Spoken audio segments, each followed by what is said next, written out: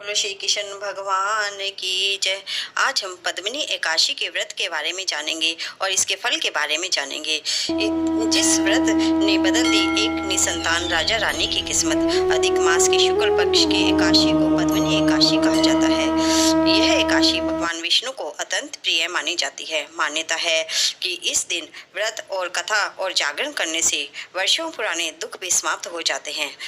आज जो कथा हम सुनाएंगे वह केवल एक व्रत की कथा नहीं, बल्कि श्रद्धा, तपस्या और भगवान पर अटूट विश्वास की शक्ति की कहानी है। बहुत समय पहले त्रेता युग में महिष्मती नगरी में एक प्रतापी और धर्मात्मा राजा राज्य करते थे। उनका नाम था राजा कृतवीर्य।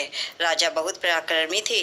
उनके राज्य में धन, वैभव, सुख और शांति की कोई कमी नहीं थी। राजा उनसे अत्यंत प्रेम प्रजा उनसे बहुत प्रेम करती थी। राजा स्वयं भी धर्म, कर्म, दान, पुण्य और भगवान विष्णु की भक्ति में लगे रहते थे। लेकिन इतना सब कुछ होने के बाद भी उनके जीवन में एक बहुत ही दुख था। राजा के कोई संतान नहीं थी। समय बीतता गया। राजा वृद्ध होने लगे, लेकिन महल में बच्चों की किलकारियां कभी नहीं गूंजी।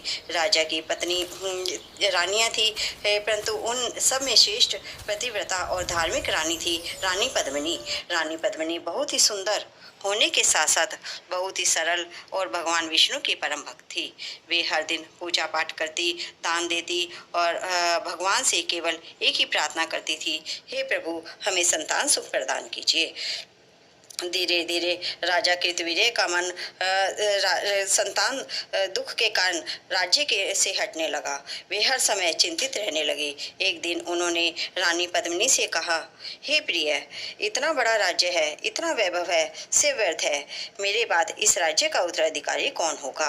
रानी ने राजा को समझाया, स्वामी, भगवान पर विश्वास कीजिए, अवश्य कोई उपाय होगा। लेकिन वर्षों बीत गए, फिर भी कोई संतान न हुई। आखिरकार राजा ने निर्णय लिया कि वे राजपाट छोड़कर वन में तपस्या करेंगे। राजा कृतवीर्य और रानी पद्मिनी दोनों वन में चले गए। उन्होंने कठोर तपस्या शुरू कर दी। राजा कई दिनों तक केवल एक फल खाकर रहने लगे। कभी कभी केवल जल पीकर ही भगवान का ध्यान करते। रानी पद्मिनी भी पति के साथ कठिन व्रत और पूजा करती। दिन बीतते गए, महीने बीतते गए और फिर वर्ष भी बीत गए।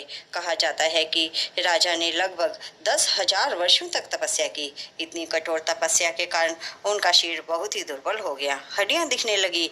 रानी यह सब देखकर भीतर ही भीतर टूटने लगी, लेकिन उन्होंने कभी धैर्य नहीं छोड़ा। एक दिन वन में महान पतिव्रता तपस्विनी अनसुईया माता आई। रानी पद्मिनी ने उन्हें प्रणाम किया और दोनों हाथ जोड़कर बोली, हे माता, मेरे पति वर्षों से तपस्या कर रहे हैं, फिर भी भगवान प्रसन्न नहीं होते। कृपया करके ऐसा कोई उपाय बताइए जिससे हमारी मनोकामना पूर्ण हो।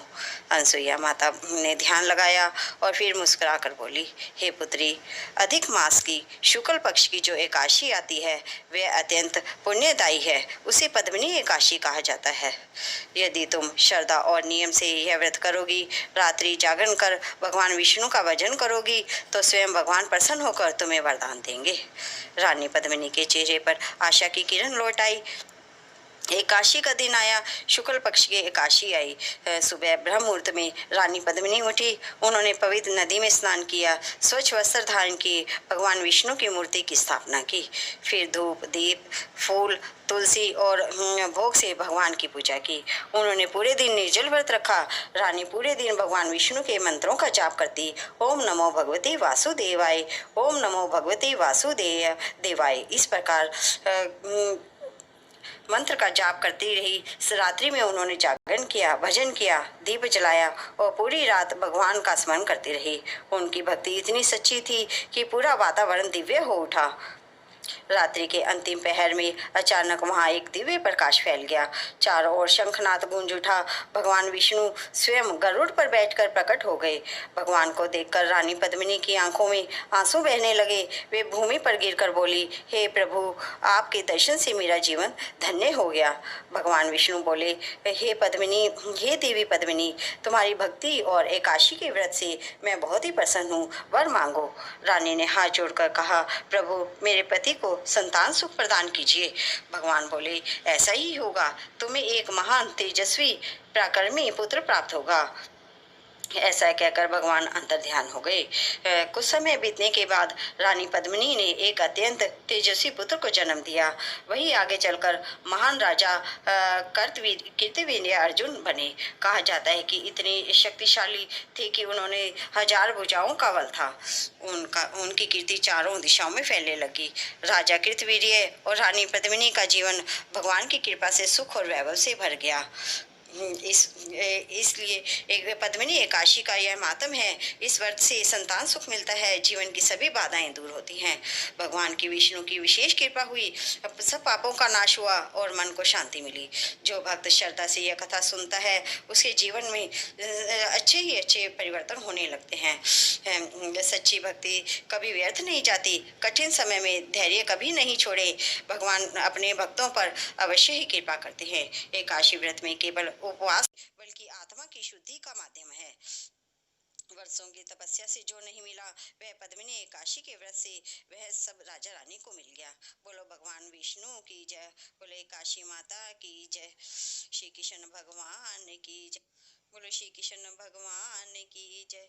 सुंदर गोपालम उर्वन मालम नयन विशालम दुख हरम वृंदावन चंद्र में आनंद कंदम परमानंदम धरणीधरम वल्लभ घन श्यामम पूरण कामम अतिभिरामम प्रीतरम भज नंद कुमारम सर्व सुख सारम तत्व विचारम ब्रह्म परम।